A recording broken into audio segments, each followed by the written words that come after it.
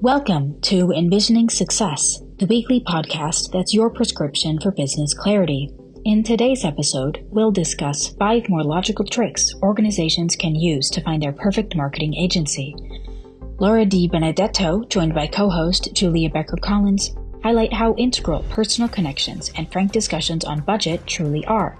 From agreeing on your ideal customer's needs to discussing their own process, we'll reveal the essential conversations you need to have. Tune in for invaluable insights on enVisioning success.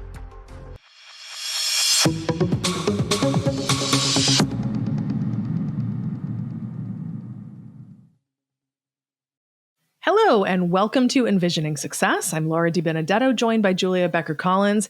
And boy, do we have a show for you. It's a damn good show. We're amped. We're very amped up. Ooh, I know. I'm like hopped up on coconut water. Ooh, the evil fingers.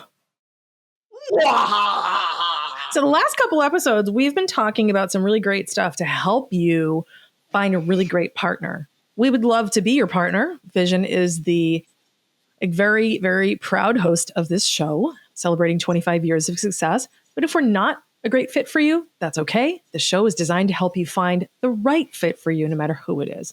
So the last couple episodes, if you're enjoying this topic, listen to today, next week, and the last 2 weeks. You're going to love it because that's what this 4-episode arc is all about.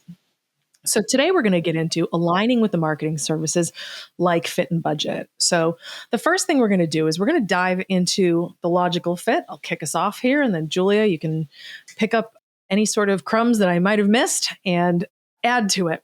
So the first thing you want to do is you want to evaluate a logical fit. You want to make sure that you get someone who can check the boxes for you. You want to make sure that they have the experience with being able to help your ideal customer. One mistake that I see a lot of entrepreneurs make is, do you serve businesses exactly like mine? It's a good question, but it's the wrong question. Do you serve customers exactly like mine? That's a better question. So you want to make sure that your agency partners knows how to identify, serve, and meaningfully connect with your ideal customer. And if they know how to do that, then great. You can proceed to focusing on the next things like, are they big enough? Are they industry specific? Are they aligned? Are they, a good gap filler, et cetera, et cetera. Agreed. It's everything Laura was saying, and I tried to interrupt her there. And, I just got so excited. If you listen to the last episode, I had a bobblehead situation going on where I was just so enthusiastic that my head was bobbing up and down and being excited about it. Because, this is a topic we talk about a lot. And I will say that this episode, the last 2 episodes, the next episode is all about how the heck do you buy these marketing services? And that is a big question that we hear, not even just from prospective clients or current clients or people we're in sales conversations with. I have to say it's one of the biggest questions I hear in general. It's such an ethereal thing for people, and they don't understand what to do. And then, unfortunately, they end up making bad or poor decisions that have financial repercussions. We oftentimes end up swooping in and fixing a lot of that. But I'd really, as much as I love saving the day, I'd really just prefer people make the better decision to begin with. Amen to that. Amen, sister. Right? Last time we were opening hymnals and going to church and praise. So today we can still go to church. Why not? I'm really hoping somebody listening found that hilarious because I'm Jewish. I don't go, never been to church. I mean, I think it's funny as all hell, but all right. The next topic is personal connection. Julia, you want to explain that? Yes. So you want to have a personal connection with whoever you hire, professional for marketing, people that you're hiring internally. You really need to make sure, we were talking about this head, heart, and wallet. Do you like the person?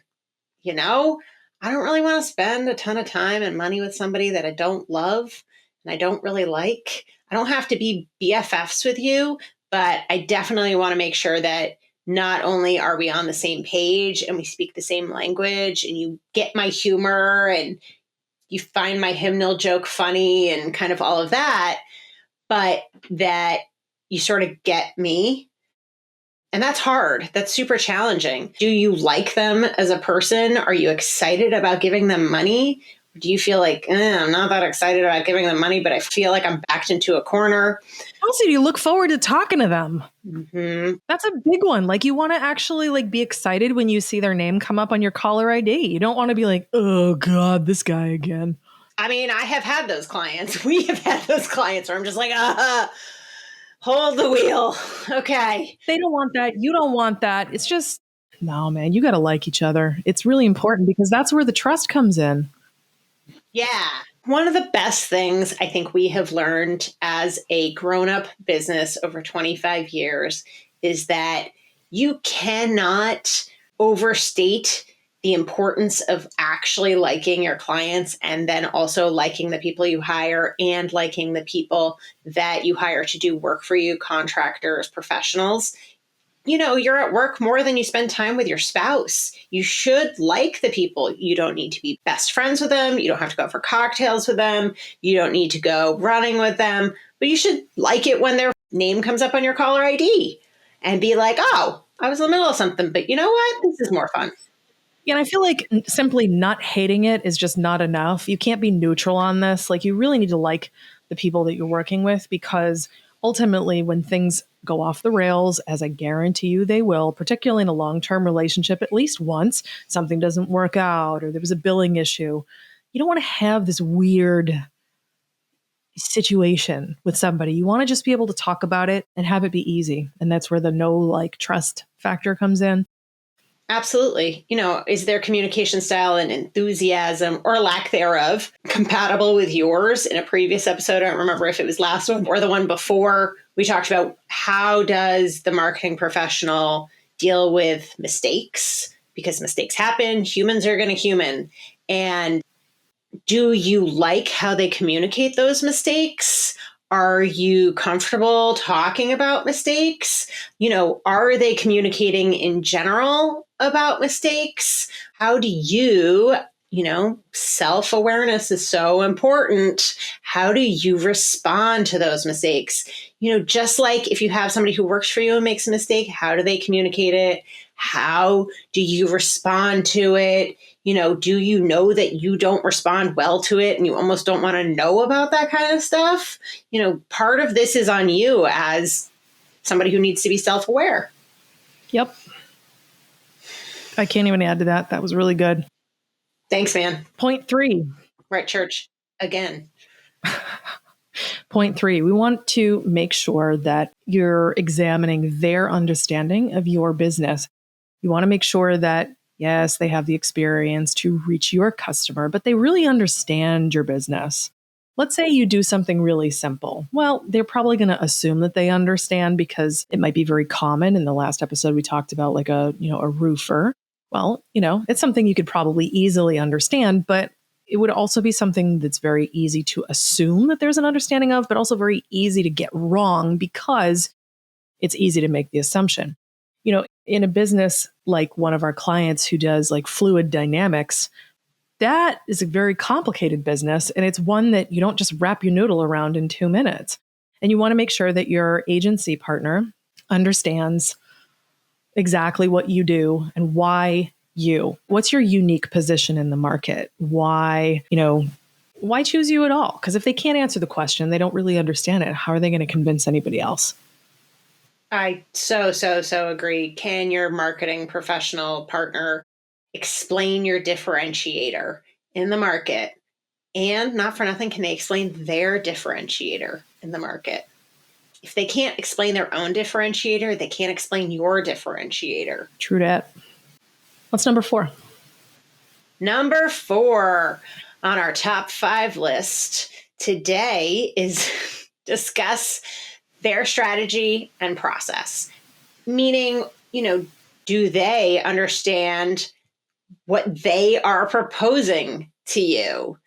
Are they even proposing a strategy, as we have said this episode, previous episodes, or are they just proposing tasks because they're order takers? Do they understand the ins and outs? Can they explain? Can they answer questions on, can you pull apart the strategy and process for achieving your goals? Does it make sense how their strategy and process will reach your goals? And are they even taking your goals into account? Ensuring it makes sense to you and aligns with your expectations.